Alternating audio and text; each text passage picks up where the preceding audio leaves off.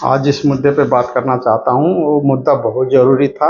जो भारत चीन रिश्ते का मुद्दा था और भारत चीन के रिश्ते पे, प्रगति पे ये चर्चा करूँगा। आप लोग को बने रहिएगा, बहुत ही अच्छी विषय आज है, आप लोग को जानकारी भी मिलेगी। तो मैं बता दूं कि इससे पहले जो मैं क्वेश्चन करता हूं उसमें जो लोग शिरकत करते हैं, इससे पहले मैं एक दुखद घटना से मैं अवगत करा दूं आप लोग को कि राम जी राजभर की एक लड़की थी, उसको उसका छत से गिरने से देहांत हो गया। मैं इस शोकाकुल परिवार को ईश्वर से प्रार्थना करता हूं कि साहस दे जो कि इतनी बड़ी घटना को झेल सके। तो फिर मैं आ जाता हूँ कि देखिए, भारत और चीन की चर्चा ना की जा तो अच्छा नहीं लगता, क्योंकि भारत और चीन मेरे हिसाब से 1949 में चीन आज़ाद हुआ और 1950 में भारत आज़ाद हुआ। आज चीन की जो जीडीपी है वो करीब 18 ट्रिलियन डॉलर है और भारत की 3.9 ट्रिलियन डॉलर है। तो इस पर कभी न कभी आप लोग का दिमाग गया होगा कि आखिर इसका वजह क्या था, कारण क्या था कि चीन इतना ज़्यादा विकास क्यों किया भारत से। सब दोनों लोग करीब सफ़र शुरू किए एक साथ, लेकिन चीन हमसे इतना आगे कैसे चला गया। कभी न कभी सबके मन में आता होगा, जो भी सोचते होंगे जरूर आता होगा कि रीजन क्या था। तो मैं बता दूं कि देखिए, मैंने जो क्वेश्चन किया था अपने फेसबुक के माध्यम से और यूट्यूब के माध्यम से, तो यूट्यूब पर तो स्ट्राइक लगी है तो ज़्यादा वीडियो जा नहीं रही है, तो फिर भी इंगेज रहती हैं निर्मला चौहान, वो कमेंट करती रहती हैं। एक पुष्पा देवी हैं, उनका भी चैनल है, डांस चैनल है, वो भी सपोर्ट करती हैं। जो भी पढ़ी लिखी बातें होती है तो उस पर पार्टिसिपेट करती रहती हैं, कुछ न कुछ बोलती रहती हैं। और एक सुनीता जी हैं, सुनीता जी भी कुछ न कुछ बोलती रहती हैं, ये भी एक इनका भी यूट्यूब चैनल है।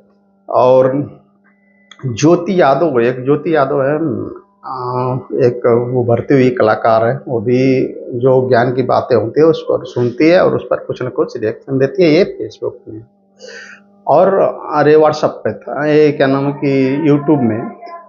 मैं फेसबुक की बात करता हूँ कि फेसबुक में भी हमारे कुछ बहुत ही अच्छे जो जानकार व्यक्ति हैं, जिसमें सुनील सिंह यादव जी हैं, पंकज चौहान जी हैं, दीपक चौहान जी हैं और मनोज चौहान जी हैं और ढेर सारे, मैं नाम नहीं गिना पा रहा हूँ, बहुत ज़्यादा लोग हैं जो पार्टिसिपेट करते हैं और कुछ जानने की इच्छा जाहिर करते हैं और कुछ सुनना चाहते हैं, और जो भी मैं भेजता हूँ उसको पढ़ते हैं, सुनते हैं, समझते हैं, कमेंट करते हैं। तो अनिल यादव जी को के बारे में मैं बता दूं कि संजोग उतना अच्छा नहीं था बेचारे, नहीं तो आज पीसीएस रहते। तो वो भी कमेंट करते हैं, जुड़े हैं, तो बहुत बहुत धन्यवाद आपको भी। तो दोस्त, चीन की चर्चा शुरू हो रही थी कि चीन हम सफ़र एक साथ शुरू किए, लेकिन चीन इतना आगे कैसे चला गया। मैं शुरुआती के दौर में बताना चाहता हूँ आप लोग कि 1980 के बीच, जब 1980 के इर्द गिर्द हम लोग की प्रति व्यक्तियाँ और चीन की प्रति व्यक्तियाँ लगभग सेम थी। वो भी जब 1990 आया तो उनसे हमारी प्रति व्यक्ति आय दूनी हो गई। चीन से हमारी भारत की प्रति व्यक्ति आय करीब 1990 में दुगना हो गई। अब शुरू होता खेल 1990 के बाद। 1990 के बाद हम इसलिए कर रहे हैं चर्चा इस पर कि देखिए, हमारा पड़ोसी देश है, कभी न कभी इससे हमेशा उलझनें होती रहती हैं। तो इन पर चर्चा करना ज़रूरी था। और पाकिस्तान पे क्या चर्चा करें, पाकिस्तान के लोगों को देखने इतना खस्ता हाल है कि अब बेचारों पर अब क्या बोला जाए। भाई पाकिस्तान के भाई आप लोग भी सुनते हैं मुझे, देखते हैं, तो समझने की कोशिश करिए कि दो देश विकास कैसे किए और खास करके चीन इतना विकास कैसे कर गया। तो मुझे बहुत मनन करना पड़ा, बहुत सोचना पड़ा कि आखिर रीज़न क्या था, क्यों इतना हुआ। तो मेरे समझ में कुछ आया, कुछ देखा इधर-उधर नोट्स वगैरह, तो उसमें एक ही चीज़ समझ में आया कि देखिए 1990 के बाद उनकी जो प्रति व्यक्ति आय 13,000 अमेरिकी डॉलर हो गई और भारत की प्रति व्यक्ति आय 3,000 अमेरिकी डॉलर और 2,000 अमेरिकी डॉलर आ गई। बताइए 1990 की बात। उससे पहले तो हम उससे कई मामलों में आगे थे चीन से। तो उसका रीज़न देखिए कई तरह का है। पहला रीज़न तो ये देख लीजिए कि चीन 1990 के बाद अपने देश का जो बाजार है पूरा खोल दिया विश्व के लिए कि आप लोग आओ और इसमें रोजगार करो और हमारे लोगों को रोजगार दो, हम आपको प्लेसमेंट माने जो भी सुविधाएं चाहिए देंगे, लेकिन आप हमारे यहाँ आओ। तो बहुत सारी कंपनियां, बहुत सारे लोग वहाँ पे गए। तो उसका फायदा एक मिला क्या, देखिए आ जाते हैं प्राथमिक शिक्षा पे। चीन अपनी प्राथमिक शिक्षा पे बहुत ज़्यादा जोर दिया। करीब 1990-91 की मैं बात बता दूं कि 1990-91 में लिटरेसी नियर अबाउट 80% थी चीन की और हमारी 50% थी। इसके बाद इन्होंने हमारा देश का उच्च शिक्षाओं पर ज़्यादा जोर दिया और चीन ने प्राथमिक शिक्षा पर जोर दिया, क्योंकि जो नींव मजबूती करने का काम किया। चीन ने अपने नींव को पहले मजबूत किया। एक समझिए किस तरह एक प्लानिंग की तरह आगे बढ़ रहा है चीन। इसके बाद आप आ जाइए वोकेशनल ट्रेनिंग।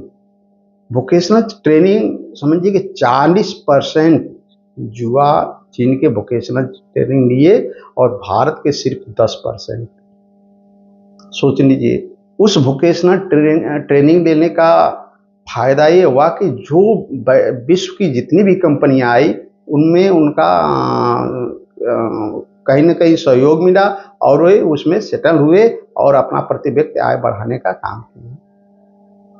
दूसरी चीज कि वहाँ के चीन के जो स्टूडेंट हैं बहुत सारे, यानी कि मान के चलिए कि हमारे देश से कई गुना प्रतिशत में आगे वो लोग इंजीनियरिंग की पढ़ाई करना शुरू किए, टेक्निकल पढ़ाई ज़्यादा करने लगे। हमारे यहाँ रसायन का नाम कि समाजशास्त्र, राजनीति शास्त्र और क्या नाम कि क्या क्या ये सब उच्च शिक्षा में हुआ। IAS PCS की कितनी नौकरी है, कितना पाओगे, कितना PCS की नौकरी है, कितना पाओगे। लेकिन वहाँ के 40% स्टूडेंटों ने वोकेशनल ट्रेनिंग लेकर वहाँ पे जितनी कंपनियां आई उसमें जाने का काम किए।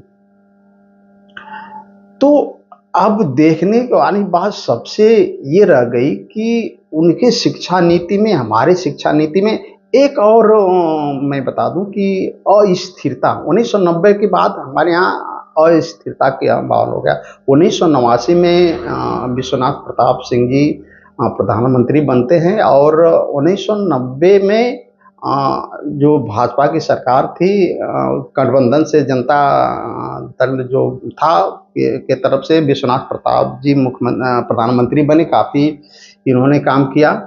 जो आप लोग OBC आरक्षण 27% देखते हैं, वो BP सिंह का ही देन है कि 27% मिला। तो केंद्र में प्रधानमंत्री थे। तो 1990 में ही सरकार गिर जाती है। देखिए वो देश चीन विकास कर रहा है, चीन का पूरा फोकस अपने विकास पे है। हमारा फोकस क्या है, सरकार बनाने में, सरकार बिगाड़ने में। तो 1990 में सरकार विश्वनाथ प्रताप सिंह की गिर जाती है। फिर 1990 में चंद्रशेखर प्रधानमंत्री बनते हैं और 91 तक चलते हैं। फिर इसके बाद चुनाव होता है 91 से 96 तक कांग्रेस की सरकार रही।